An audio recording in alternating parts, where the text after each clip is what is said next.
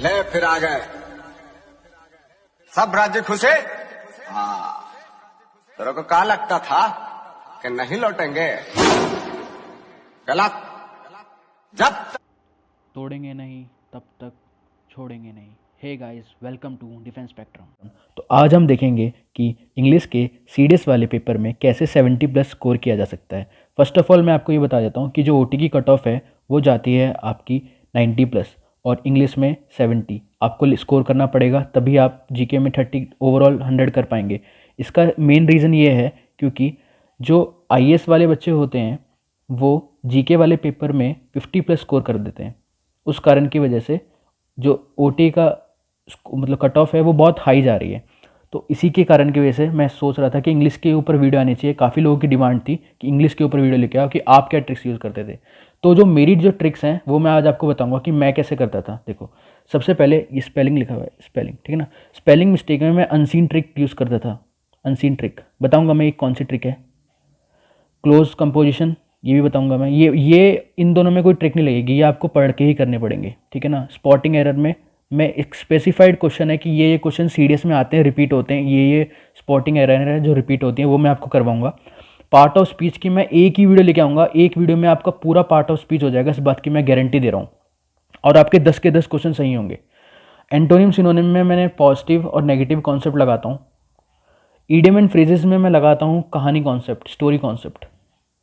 Story concept मैं आपको बताऊंगा कि मेरे क्या क्या कॉन्सेप्ट है। फिल इन द ब्लैंक्स ये इजी होते हैं, हर एक क्वेश्चन में अलग अलग फिल इन द ब्लैंक्स होता है। ये वाला बताऊंगा कि इसको कैसे करते हैं। और ये होता है PQRS, ऑर्डरिंग ऑफ द। एक बार सेंटेंस होता है, 4-5 सेंटेंस को अरेंज करना होता है। एक होता है वर्ड्स को अरेंज करना होता है। तो ये इससे मतलब मैं बता रहा हूँ कि कहाँ पे आपके नंबर कटेंगे नहीं।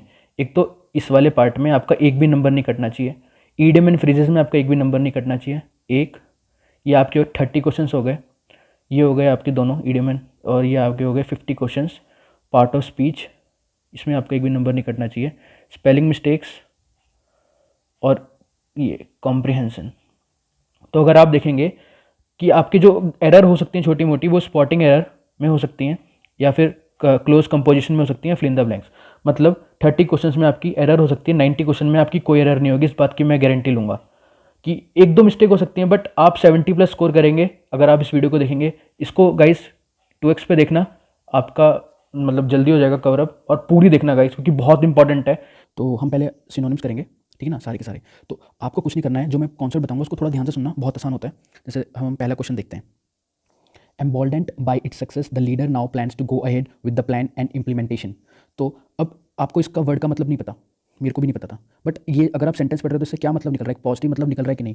Emboldened by its success the leader now plans to go ahead with the plan and implementation, ठीक है ना, ये पॉजिटिव हो गया। अब नीचे पढ़ेंगे हम।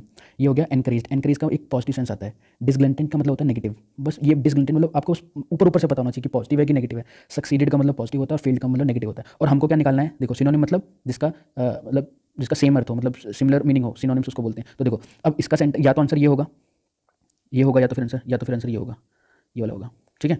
आपको खुद को बता गया या तो आंसर ये होगा या तो ये होगा, ये दोनों तो आंसर होंगे नहीं। तो अब इन दोनों में से आंसर होने के लिए अब तुम खुद बताओ, यहाँ पे सक्सीडेड आ सकता है, सक्सीडेड बाई सक्सेस, ये सेंटेंस लगेगा, खुद ही नहीं लगेगा, तो इसका आंसर क्या हो जाएगा, ए। आगे सुन में इसी कॉन्सेप्ट को ना मैं बोलता हूँ पॉजिटिव नेगेटिव कॉन्सेप्ट। अब आपको समझ में आ गया होगा कि मैं कैसे क्वेश्चन के अंदर ये लगाऊंगा। थोड़ा सा कॉमन सेंस होना चाहिए। अगर आपके अंदर एक कॉमन सेंस है ना कि क्वेश्चन को मतलब आप सेंटेंस पढ़ के उस वर्ड का मतलब निकाल पा रहे हो, उसका हिडन मतलब नहीं निकालना, उसका बस पॉजिटिव है कि नेगेटिव है, इतना सेंस निकालना है। तो कॉमन सेंस वाली यार, कोई अगर 10th क्लास का बच्चा है ना, वो भी पढ़ के बता देगा कि इसका मतलब पॉजिटिव निकल रहा है सेंटेंस से कि नेगेटिव निकल रहा है। बस इतना खेल है इस पूरे एंटोनिम सिनोनिम का। अब ये आता है प्रैक्टिस से। जैसे आपने एक सीख लिया, ये इसका मतलब ये नहीं कि आपको अब सारे आ गए, प्रैक्टिस करनी पड़ेगी आपको प्रीवियस ईयर क्वेश्चंस की। और मैं एक वीडियो लेके आऊंगा, तो प्लीज़ यार लाइक भी कर देना यार, क्योंकि मैं बहुत मेहनत कर रहा हूँ। और सब्सक्राइब भी करना भाई प्लीज़, सपोर्ट करना यार। मेरा फर्स्ट चैनल है और मैं कोशिश कर रहा हूँ आपको जितना हो सकता है मैं आपको सारी अपनी ट्रिक्स बताऊंगा जो मैंने अप्लाई करी एग्जाम में क्लियर करने के लिए।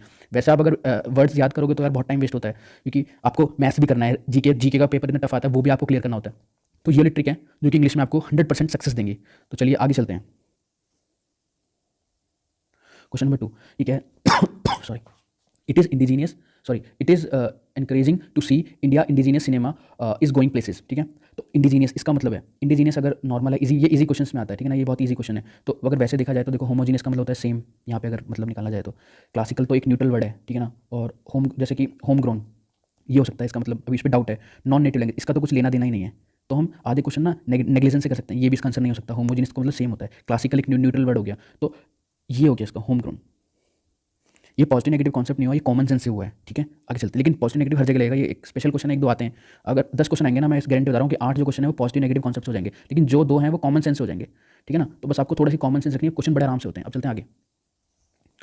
The ability to imagine and conceive a common good is inconsistent with what is known as pleonexia is a major struggle for a good democracy to realize। तो अब इस क्वेश्चन के अंदर आपको प्लोनेक्सिया ये अलग ही वर्ड आ रहा है, देखो इसका मेरे को भी मतलब नहीं पता था। अब देखो इसको आप खुद इसको पढ़ने से इसका बस ये मतलब निकालो कि इसका पॉजिटिव आ रहा है कि नेगेटिव। देखो इस major struggle for a struggle आ रहा है, स्ट्रगल इसके साथ आ रहा है, मतलब कि ये जो है ये स्ट्रगल है, मतलब ये नेगेटिव वर्ड है। सबसे पहली बात तो ये नेगेटिव वर्ड हो गया। फॉर ए गुड डेमोक्रेसी मतलब बहुत ही अगर अच्छी डेमोक्रेसी है तो उसके लिए नेगेटिव है। ये तो यहीं पे देखो इनकंसिस्टेंट, ये भी इसको शो कर रहा है कि ये नेगेटिव वर्ड है। इतना पता चल गया कि भाई हाँ ये नेगेटिव वर्ड है, ठीक है ना। अब इसके ऑप्शंस पे चलते हैं, शायद यहाँ पर देखो greed to grab everything for oneself हो सकता है, ये भी नेगेटिव शो कर रहा है। Greed to accumulate more and more wealth हो सकता है। डिसलाइक फॉर अदर्स ये भी नेगेटिव है। ओवर एम्बिशियस ये भी नेगेटिव है। देखो यहाँ पे अब सारे क्वेश्चंस में नेगेटिव फंस चुका है, लेकिन अब खुद सोचना। देखो डिसलाइक बाय अदर्स हो सकता है क्या डेमोक्रेसी के अंदर? डिसलाइक बाय स्ट्रगल होती है, वो तो मेजर है कि हो भी सकती नहीं भी, तो ये तो ऑप्शन से हट गया।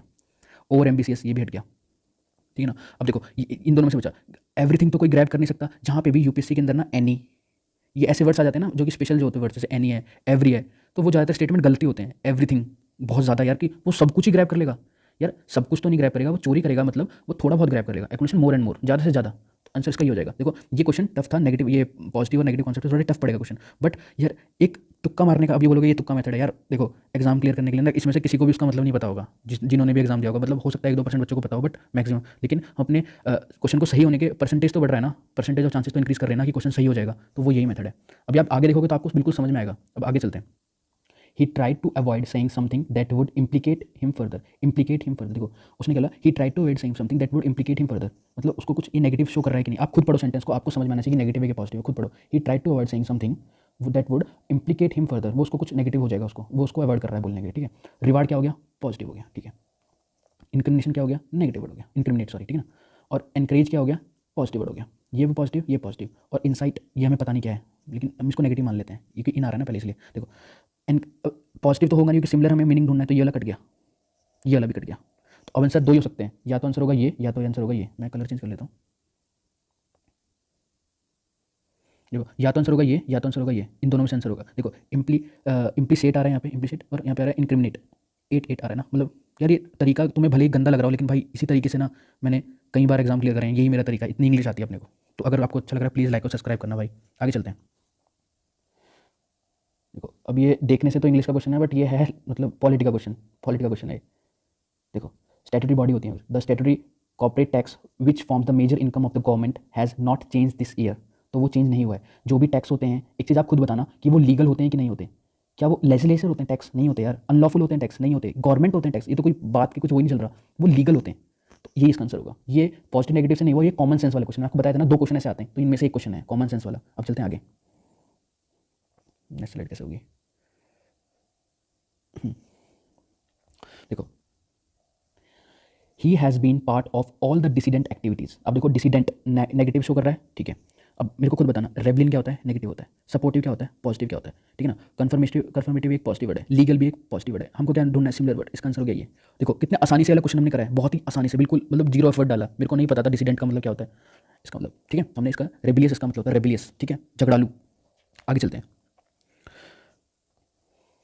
Advocacy is one of the major component of any new programme. Advocacy, ठीक है ना, ठीक है। देखो एडवोकेसी एक पॉजिटिव वर्ड है, ओके।